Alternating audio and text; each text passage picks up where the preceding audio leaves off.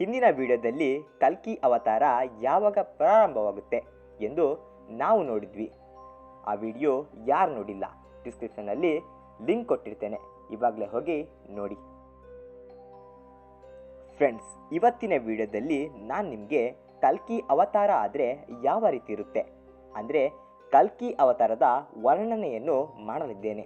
ಅದಕ್ಕೂ ಮೊದಲು ನೀವೇನಾದರೂ ನಮ್ಮ ಚಾನಲ್ಗೆ ಹೊಸಬರಾಗಿದ್ದರೆ ಈ ಕೂಡಲೇ ಸಬ್ಸ್ಕ್ರೈಬ್ ಮಾಡಿ, ಹಾಗೆ ಪಕ್ಕದಲ್ಲಿರೋ ಬೆಲ್ ಐಕನ್ ಪ್ರೆಸ್ ಮಾಡಿ, ಯಾಕಂದರೆ ನಾವು ಹಾಕೋ ವಿಡಿಯೋ ನಿಮಗೆ ಮಿಸ್ಸೇ ಆಗಲ್ಲ.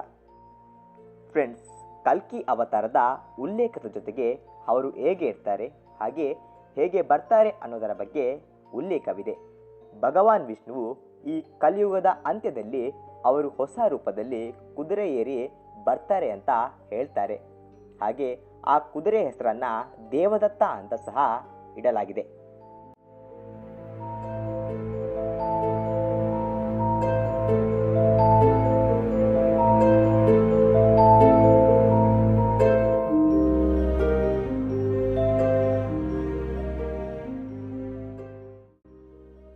ಇನ್ನೊಂದು ಕಡೆ ಕನ್ನಡದ ಪ್ರಸಿದ್ಧ ಕವಿಯಾದಂತಹ ಕುವೆಂಪುರವರು ಇನ್ನೊಂದು ರೀತಿಯಲ್ಲಿ ಕಲ್ಕಿಯ ಚಿತ್ರಣ ಮಾಡಿದ್ದಾರೆ.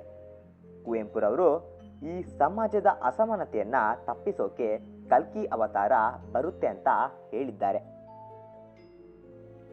ಇನ್ನು ಕಲ್ಕಿ ಅವತಾರ ಎಲ್ಲಿ ಜನ್ಮವಾಗುತ್ತೆ ಅಂತ ಹೇಳುವುದಾದರೆ, ಪುರಾಣಗಳ ಪ್ರಕಾರ ಕಲ್ಕಿ ಶಂಬಲ ಅನ್ನೋ ಗ್ರಾಮದಲ್ಲಿ ಜನಿಸ್ತಾರೆ ಅಂತೆ.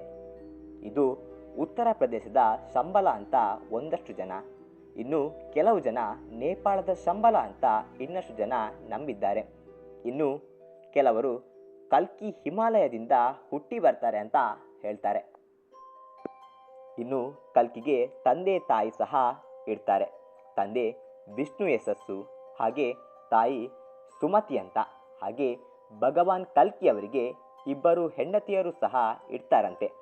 ಮೊದಲನೇ ಪತ್ನಿ ಪದ್ಮ, ಹಾಗೆ ಎರಡನೇ ಪತ್ನಿ ರಮ ಅಂತ. ಚಿರಂಜೀವಿಯಾದ ಪರಶುರಾಮರು ಮುಂದೆ ಕಲ್ಕಿಗೆ ಗುರು ಆಗ್ತಾರೆ ಅಂತ ಹೇಳಲಾಗುತ್ತೆ. ಫ್ರೆಂಡ್ಸ್, ನೋಡಿದ್ರಲ್ಲ ಕಲ್ಕಿ ಅವತಾರದ ವಿಶೇಷತೆಯನ್ನು.